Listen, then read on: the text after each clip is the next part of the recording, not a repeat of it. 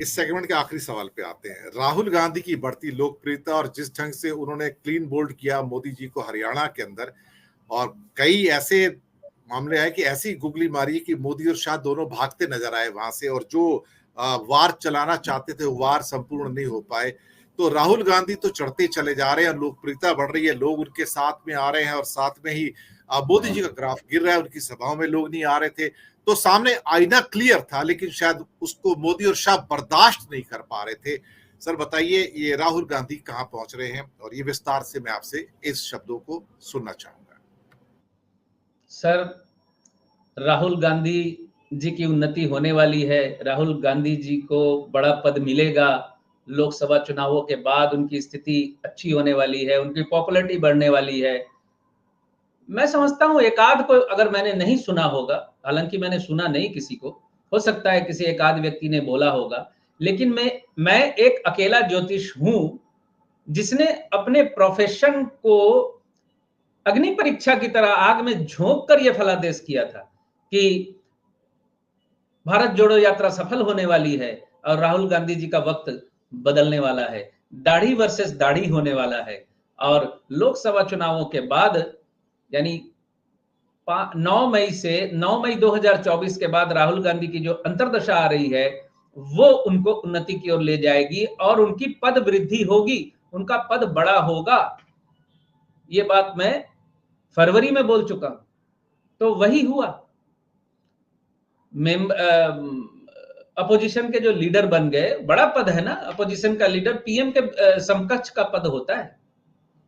उनको प्रोटोकॉल मिल रहा है, उनको कैबिनेट मिनिस्टर जैसी बैकअप है उनके पीछे, पद उनका बढ़ा। और मैंने बड़ा स्पष्ट कहा था कि उनकी पद वृद्धि होने वाली है, लोकप्रियता बढ़ने वाली है। और अभी 2027 के अंत तक राहुल गांधी अप्रतिरोध रहेंगे। मैं दोबारा रिपीट कर रहा हूं, 2027 के अंत तक राहुल गांधी अप्रतिरोध रहेंगे। वो जितनी चालें, जितनी चीजें, जितनी बातें उनके खिलाफ हो रही है, वो हर जाल को काट के निकल जाएंगे वो इस वक्त। और इस बात पे भी बड़ी बहस हुई थी उस वक्त, लोग हंस रहे थे, मैंने मुझ पे ही हंस रहे थे कमेंट करके मेरे चैनल पे, शनि उनका नीच का है, नीच के शनि में ये हो जाएगा, वो हो जाएगा, डूब जाएंगे, फलाना हो जाएगा, ढिमकाना हो जाएगा। तो मैं तो स्पष्ट वैसा ही उत्तर देता हूं। मैंने कमेंट करके लिखा था कि जाके ज्योतिष पढ़ ले भैया ठीक से, यहाँ कमेंट मत करो आके। सप्तम का शनि भले ही नीच का हो, लेकिन वो दिग्बली होता है। सप्तम भाव जो होता है, शनि पश्चिम दिशा का कारक होता है, प्रतिनिधित्व भी करता है पश्चिम दिशा का, और पश्चिम दिशा में शनि सप्तम में नीच का हो तो भी वो मजबूत होता है। और सर्वोपरि जो चीज है, शनि जिसके नक्षत्र में था वो नक्षत्र दशम भाव से जुड़ा हुआ था, पद प्रतिष्ठा मान सम्मान इन सारी चीजों से वो जुड़ा हुआ है। और ये शनि की अंतर्दशा मैं समझता हूं आंख में उंगली करके इस वक्त मैं दिखा सकता हूं उनको कि आप लोगों ने क्या कहा था और क्या हो रहा है। जो मैंने कहा था वो हो रहा है कि नहीं, अब खुद बजा के देख लीजिए, हाथ कंगन को आरसी क्या, पढ़े लिखे को फारसी क्या की तर्ज पे ये बात सत्य साबित हुई।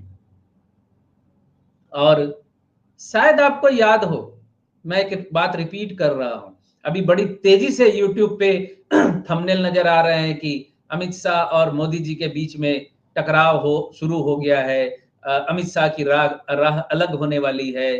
जो भी है, राजनीति में हर व्यक्ति अपना अच्छा बुरा समझता ही है। ये बात मैंने दिसंबर में कही थी आपको सर, आपके उस दूसरे चैनल पे।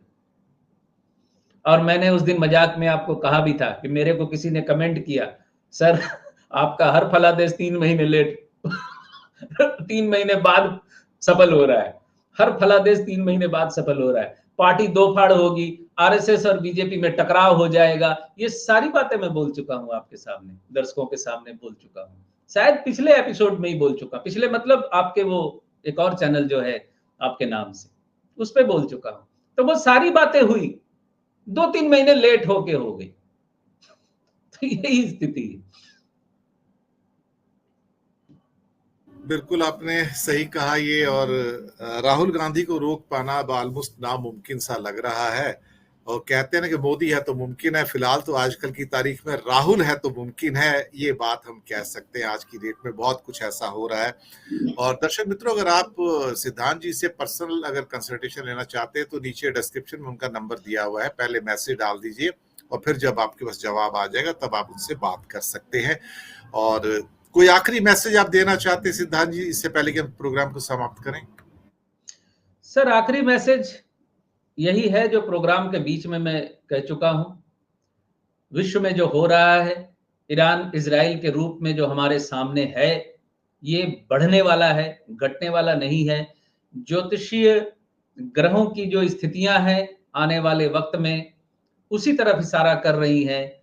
ये हम मनुष्यों के हाथ में है कि प्रकृति के साथ सामंजस्य बैठाते हुए किस तरह से हम समाज को, देश को, मनुष्य को, जीव को सुरक्षित रख सके।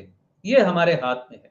उसी तरह जिस तरह तूफान तेज चलने लगता है तो खिड़की दरवाजे बंद करना ना करना हमारे हाथ में होता है।